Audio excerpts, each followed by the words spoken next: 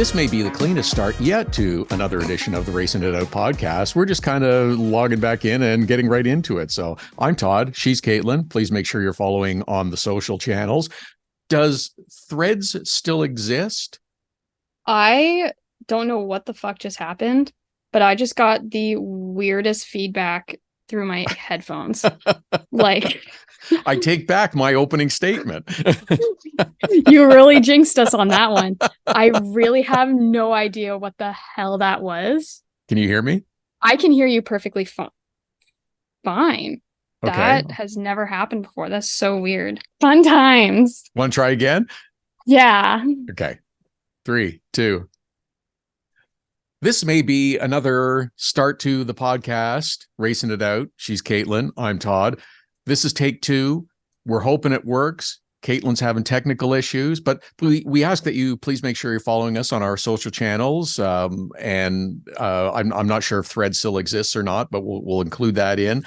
Are you an astrology person, believer in all that? Because this is apparently the time of Mercury retrograde, where technical things go a little screwy. So I'm not much of a person that puts stock in that sort of thing. I know other people do.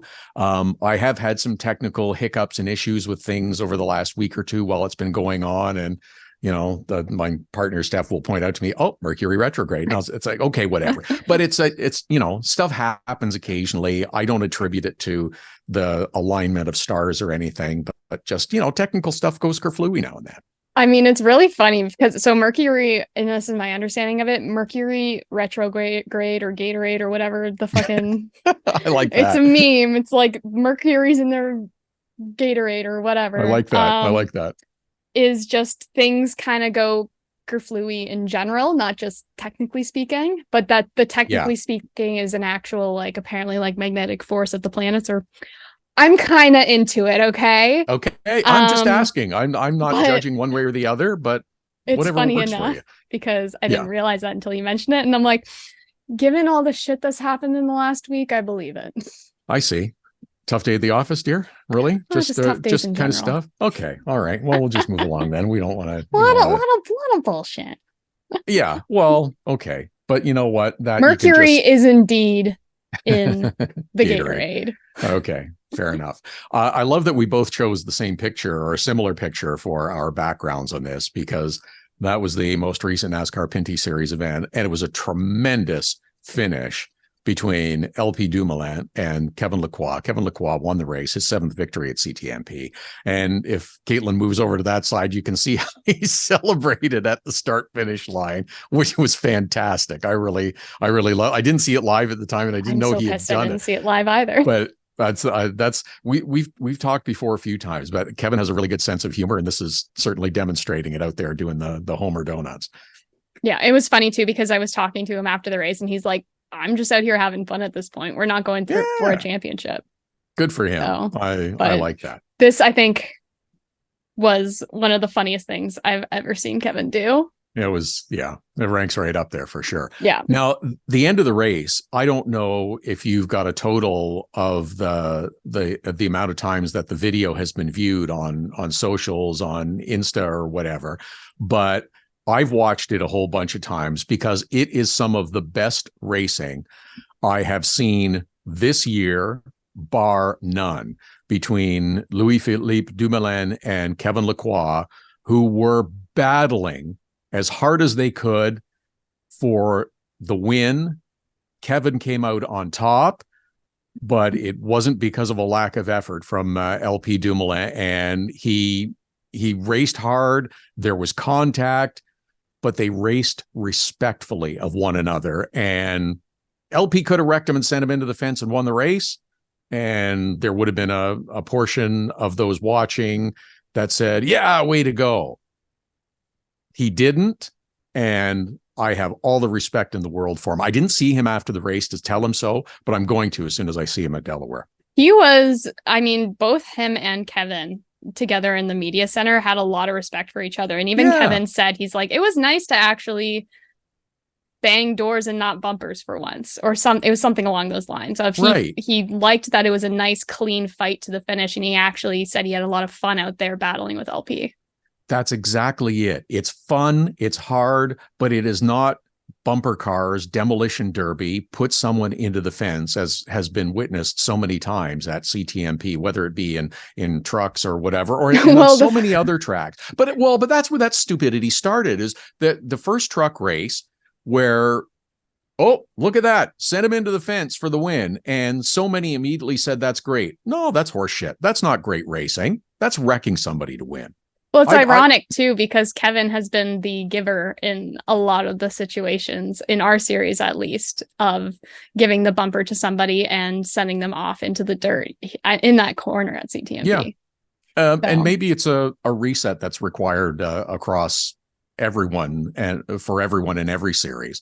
But that kind of stuff shouldn't be tolerated. Like, you should not be able to wreck someone on the last lap or coming out of the last corner and stuff, and be able to collect the win and get your photos taken and videos taken with the trophy and be recorded as the winner. No, that should be stopped.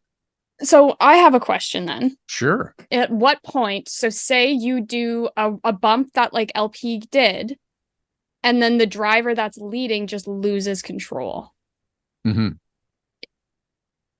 I'm assuming that's completely separate from. And you're right, because LP and Kevin did have contact. They did bump into each other. LP certainly initiated because he was the driver running second. I've got no problem with nudging drivers or moving drivers. It happens all the time on oval tracks as well. You move people. Mm-hmm. It's a difference between knocking someone out of the way, especially if you send them off track and into a wall or whatever. Yeah, that's garbage. I got no time for that. So I'd like to see a more focus and attention put on racing and doing it the way it should be done. So I don't know what's going to happen. I think that's an off-season discussion that has to take place, and it's NASCAR local short tracks and stuff. It's mostly a stock car thing because Indy cars or whatever, you don't normally nerf someone out of the way to get a victory. There's contact, but it's a different sort of thing. But I think that's an area where stock cars should focus. Yeah, I mean, I do agree with you. It's like, and it goes kind of into this greater question of people that kind of just come to races to see like dirty action like that, especially ovals. It's I don't like it when NASCAR is like that either. I like seeing, and it's one thing when it's like a driver just gets loose and like turns in front of the field. And it happens, especially at like bigger tracks like Daytona and Talladega. It's like, yeah, you're gonna see big wrecks. Sure, but it's no problem. Yeah, I have no problem with hard racing. If there's, you're leaning on each other, that's fine. But it's when it goes the next step to knocking someone out of the way, wrecking guys. It's like, that's not racing. I'm fine with good hard racing all the way through the field. But it's when it goes that step behind that it rubs me the wrong way. Yeah, there you go. So we will have one more Pinty Series race at Delaware, where it'll be official once the green flag starts. It certainly appears that Treyten Lapcevich will be the winner, because I don't see that there's going to be an enormous number of cars that's going to equal enough points for Marc-Antoine Cameron to have a chance to overtake him. So I don't even think Delaware could hold that many NASCAR Pinty's cars. Well, you could put a lot of cars on that track. You'd be surprised at how many you could put out there. 37 though? Yeah, that's what I mean. And realistically, there's not that many competitors that are going to show up at Delaware. So it'll be a formality that once the race starts, Treyten will be the 2023 champion, and good for him. He's had an amazing year. Yeah, and we were actually having this conversation earlier of, people being upset that, it's had such a dominant year. In 10 years, people are going to look back and be like, man, that was such a dominant year. Like, he truly deserved that. He never once relinquished the points lead this season. Right. It was his from the start. Wire to wire is a big accomplishment for any driver. Did DJ even do that in 2012? Did he hold it from race? Have to go back and look, but I'm not positive that he did. So yeah, I can't remember stats from every race 10 years ago, but yeah, that was Todd. If you want to tap dance for a minute, I'll look it up, but that's but yeah, that's a hard thing to do. And welcome back.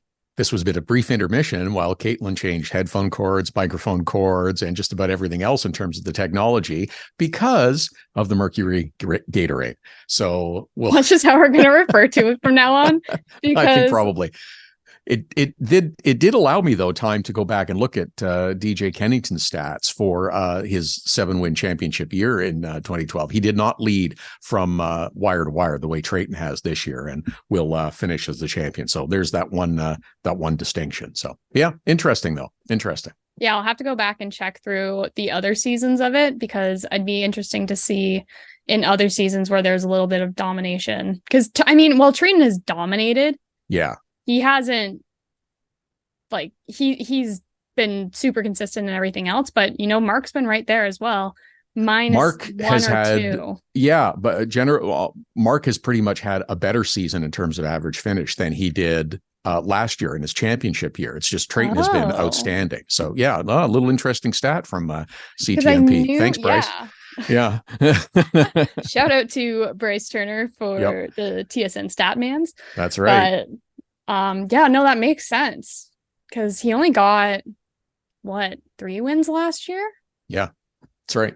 Wow. So pretty interesting. So yep. And then we'll wrap up at Delaware. Then we'll be into the off season, and Caitlin's ready for off season because she's tired. She's really tired. And I don't know. I kind of have mixed feelings as we get towards the end of the season, that I'm sure you're right. You get to spend a little more time at home and stuff. But even on an off weekend, it's just kind of like, I feel I should be going somewhere. I should be doing something, because from May through September on almost every weekend, we are. That was me last weekend. Right. So, this past weekend, I worked at Drive Festival at Canadian Tire Motorsport Park. Had a great time. Fantastic event. If you haven't been, by the way. I need to go. Oh yeah, it's tremendous. They have some cars there. If you like cars. Did you get in a car? I did. Actually, Jonathan Woolrich took me for a ride in a Revolution race car, which is kind of like an LMP3. Oh, nice. So explain it to me, like how it actually is. It's basically a bunch of people with like NASCARs go to CTMP, and you can buy tickets to have them drive you around the track in them. Yeah, they do ride-alongs for passengers as well. That was how I got set up. It's not a wide open. We have a 10,000 person lineup of people getting in. It's more restricted than that. It's sort of friends and family and stuff. Okay. But yeah, you get to see the cars up close, which is outstanding, and they do run them out on track. So you get to see them at speed too, which is really, really spectacular. So was. If you like cars, it is definitely a place to go. Not just new cars, not just old cars, not just exotic cars, but race cars. It's very wide ranging, and they have lots of manufacturer stuff too with EVs and everything. So yeah, it's a really cool event. I was glad to be a part of it. Sign me up for next year. All right, there you go. So yeah, we'll be sure to get you in. So I'm already putting stuff on my plate for 2024. What are you doing? Absolutely. But that's the other part that starts already, is everybody's already anticipating and planning out for next year, because I've got things that I've been asked to, okay, can you hold this weekend for next year?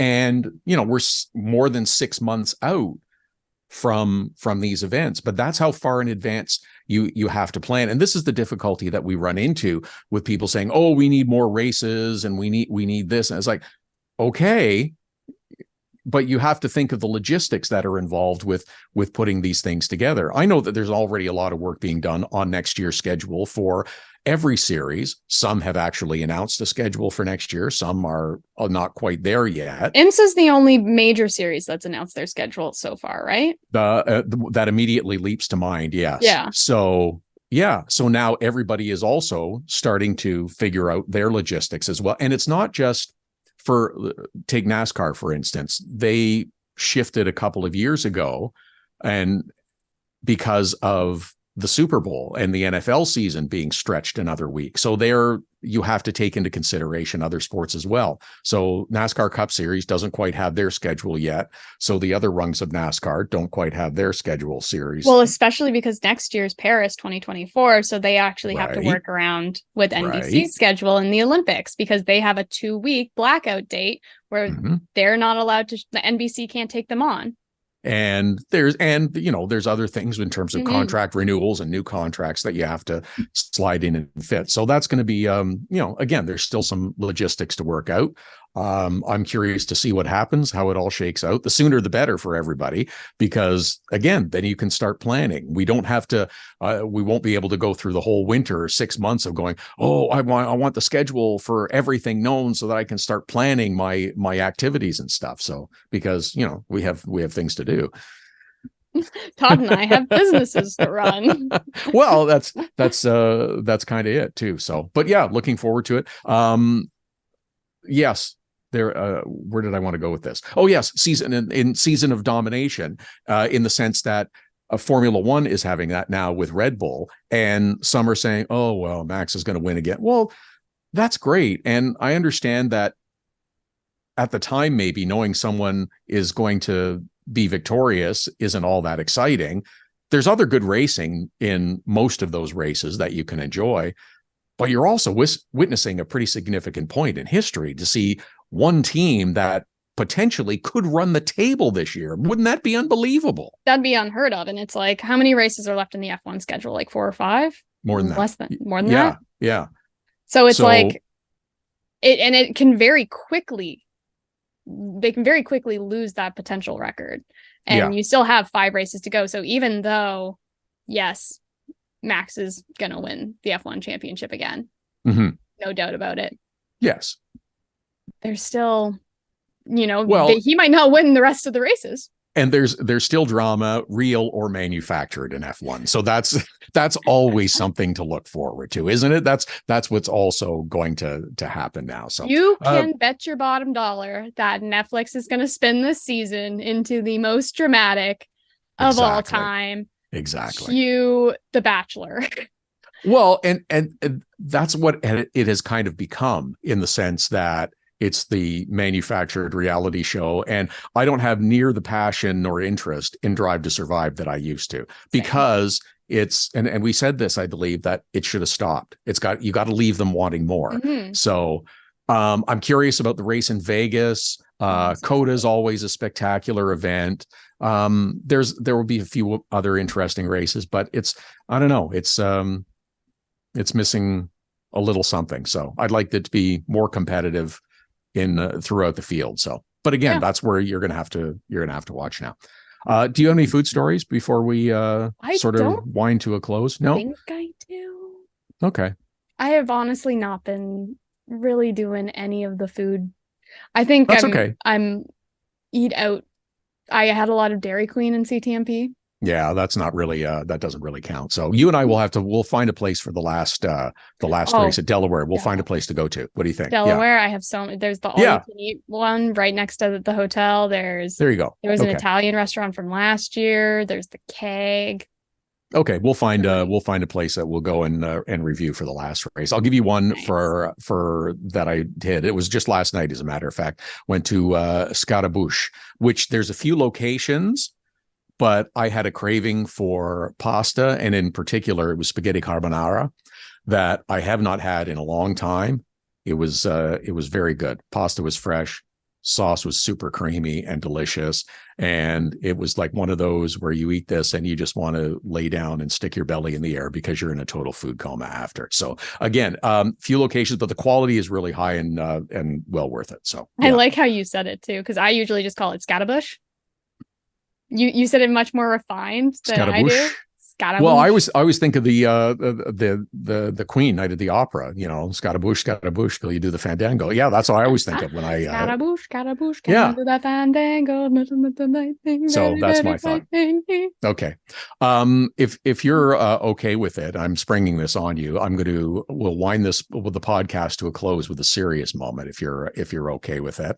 I will take the opportunity as I just passed another birthday, to say thanks to everyone who sent me well wishes, and this is not an attempt to draw out more, but I'll use it because it served as a reminder to me, is that you don't get an indefinite number of them. And I lost a very close friend of mine last week that we grew up together. We were kids together going as far back as public school. And it's still emotional and challenging. So we've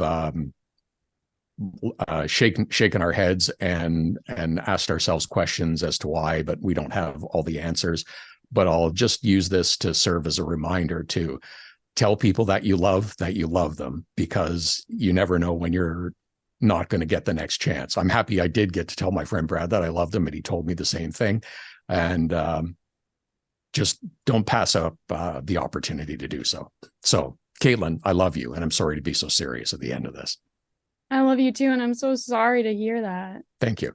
I hope you at least had a good birthday, because I know yours also falls on a very somber day for a lot of people.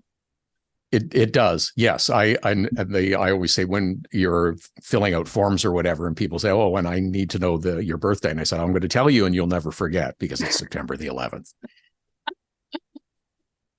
But I am truly sorry to hear that about your friend. And yeah, I think still nice to end on a note of love and appreciation for the people in your life. And you are right. You never know when you're the last time you're going to get to say, I love you to someone you love. So, and as the great George Strait says in his song, I don't know when I'll live my last tomorrow. So that's, again, it's the reminder. And that's why I wanted to mention it. So, there you go. Now we have to do the disclaimer, right? So, but this, again, this is the point of this podcast too. Racing is the conduit that brings us all together, but we talk about way more than racing and way more important things than racing. So that's the other reminder. The thoughts, ideas, opinions, and expressions of frustration on the Racin It Out podcast are those of Todd and Caitlin. Do not reflect the views of others that we may or may not work for in the future, be that NASCAR, be that IndyCar, be it racing promoters, television networks, production companies, or any other legal entity that wants to enter into a legal and binding agreement. Beautiful as always.